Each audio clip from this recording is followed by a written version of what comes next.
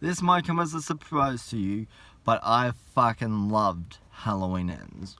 I've seen this movie a few times over the past couple of days, and with each viewing of this movie, there were more details that you notice watching it a second and third time that you didn't notice upon the first viewing of this movie, and just it keeps the story like that much more immersive.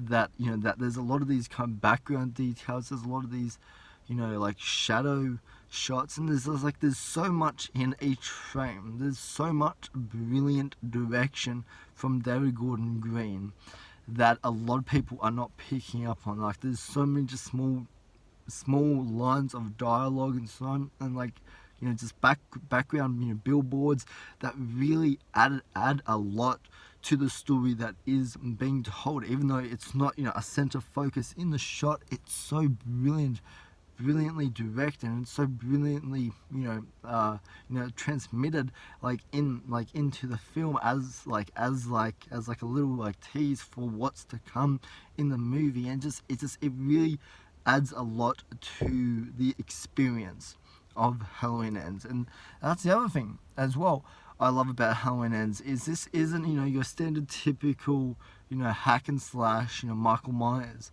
film. This is a film about the trauma left on Haddonfield, and even long after Michael Myers is dead, Michael Myers, he is a significant figure in Haddonfield.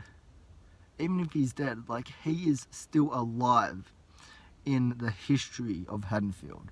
Michael Myers is never really dead, because he has affected that many people's lives, that there's always going to be that fear from that community. Even when Haddonfield closes their eyes at night, in their nightmares, they will see Michael Myers, and it's that fear that's in their head that will keep him alive.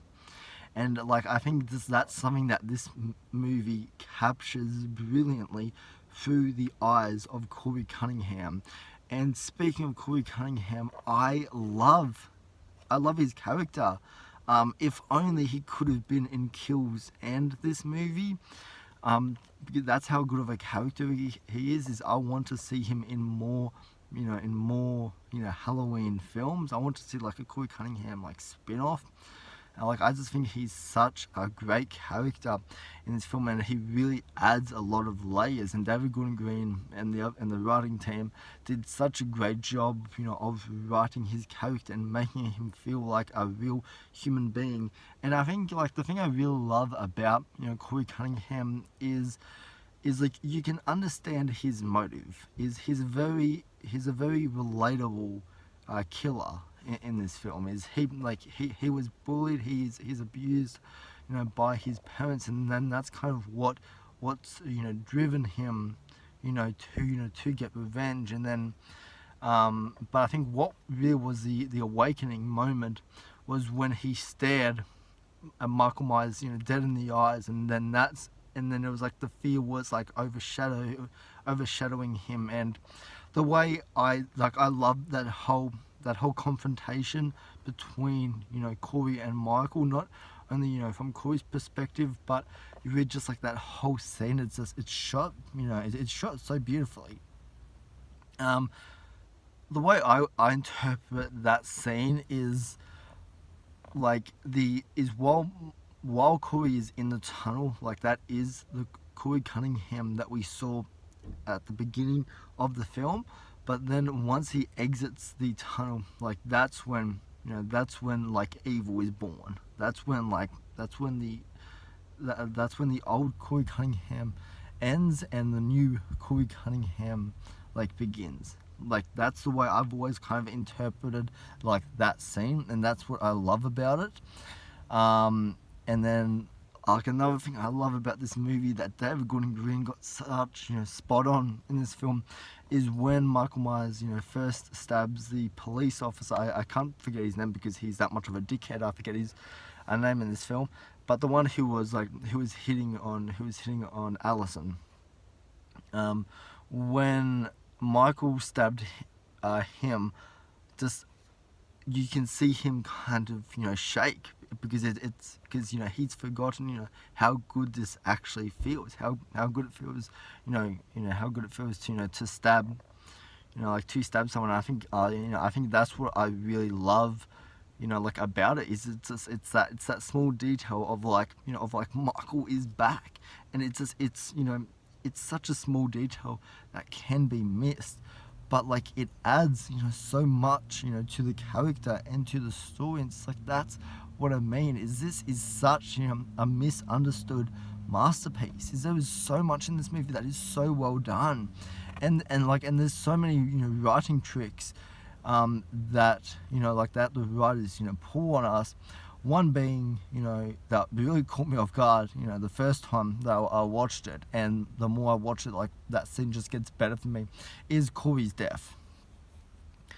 Just like the way, Laurie, pulls out the knife and is just standing over, Corey's dead body, and then seconds later, Allison walks in.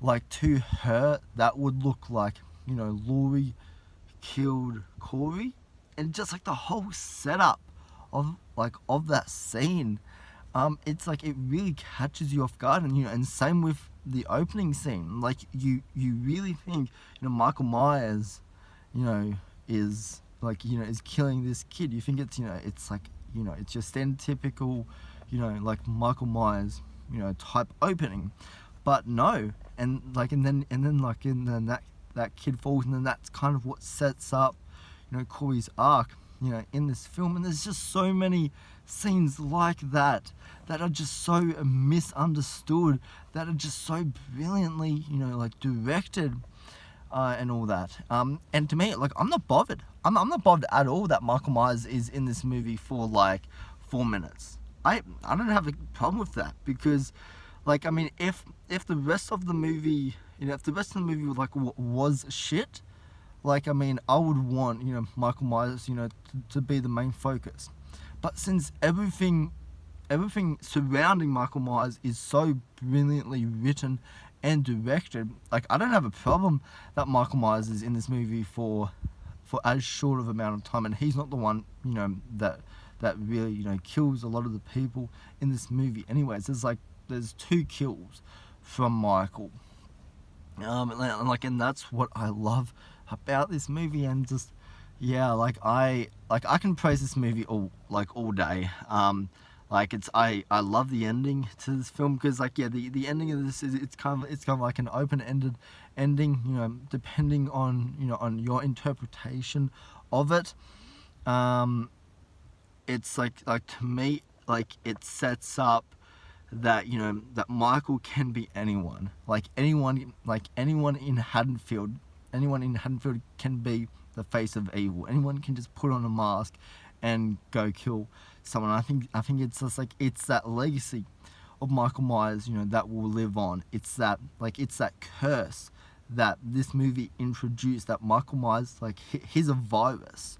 He's someone that can easily, inspire someone. He's someone who can spread fear to the entirety, of Haddonfield, which is what he did in Kills. And I think this movie does such a great job at continuing like that subplot in Kills, and just like, like everything is just connected, so well in this movie. And I think, well, I'm not gonna say, everyone who hates this movie is wrong. I just feel like I do agree, the trailers